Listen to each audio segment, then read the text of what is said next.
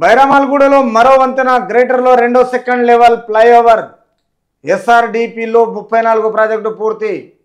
ఇక ఆ చౌరస్తాలో సిగ్నల్ ఫ్రీ ప్రయాణం. సో ఇంతకుముందు వంతెనలు ఫ్లైఓవర్లు ఉన్నాయి కాబట్టి మళ్ళా రెండో లైన్ వంతెన ఖచ్చితంగా శనివారం నుంచి అందుబాటులోనికి రానుంది. వ్యూహాత్మక రహదారుల అభివృద్ధి కోసము కార్యక్రమం వంతెనలో ఇది రెండో సెకండ్ లెవెల్ వంతెన.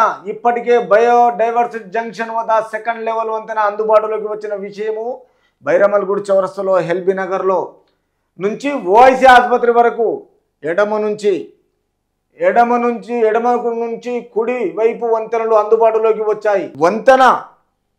వంతెన ఎడమవైపు లూప్ పనులు పూర్తయ్యాయి. కుడివైపు లూప్ పనుల్లో జాప్యం జరుగుతున్నది. ప్రతిపాదన మార్గంలో ఆలయం ఉండడము, ఆస్తుల సేకరణలో ఇబ్బందుల నేపథ్యంలో తాత్కాలికంగా పనులు నిలిచిపోయాయి. ఈ విషయంలో సేకరణ ప్రక్రియ పూర్తయితే నెలలో వంతెన సిద్ధమవుతుందని ఓ అధికారి చెప్పారు.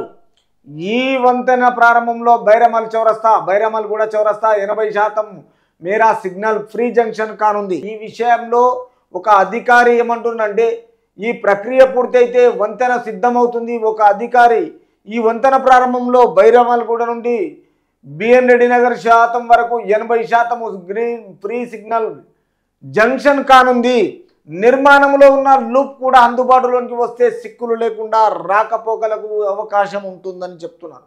ఈ పోచమ్మగడ్డ నుంచి ఓఐసీ ఆసుపత్రి నుంచి చింతలకుంట వచ్చే దారికి మొత్తము బిఎన్ రెడ్డి నగరు చింతలకుంట నగరు వెళ్ళే అవకాశం కింద ఉంటుందంట. కానీ చౌరస్తా దాటిన అనంతరం ఫ్లైఓవర్ రెండుగా విడిపోతుంది. చౌరస్తా దాటిన తర్వాత ఉన్న ఫ్లైఓవర్ రెండుగా విడిపోతున్నాయి.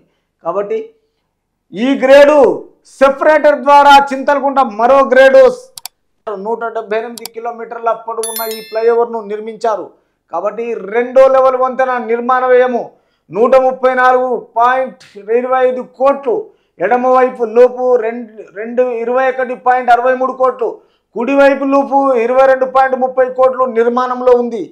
కాబట్టి మరో గ్రేడ్ సెపరేట్గా ద్వారా బిఎన్ రెడ్డి నగర్ నుంచి తుర్క ఎంజాల్ ఇబ్రాహీంపట్నం వరకు వెళ్ళొచ్చు.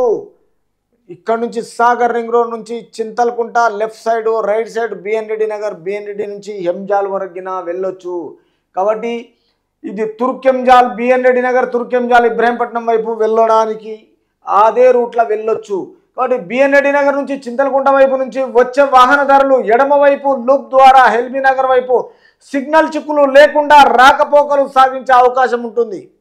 అంటే ఈ చింతలకుంట వైపు నుంచి వచ్చే వాహనదారులకు ఎడమవైపు లూప్ నుంచి తర్వాత ఎల్బీ నగర్ వైపు తర్వాత సిగ్నల్ చిక్కులు లేకుండా రాకపోకలు చాలా అనుకూలంగా అవకాశం ఉంటుందని రాష్ట్ర సీఎం చెప్పి శంకుస్థాపన చేశారు.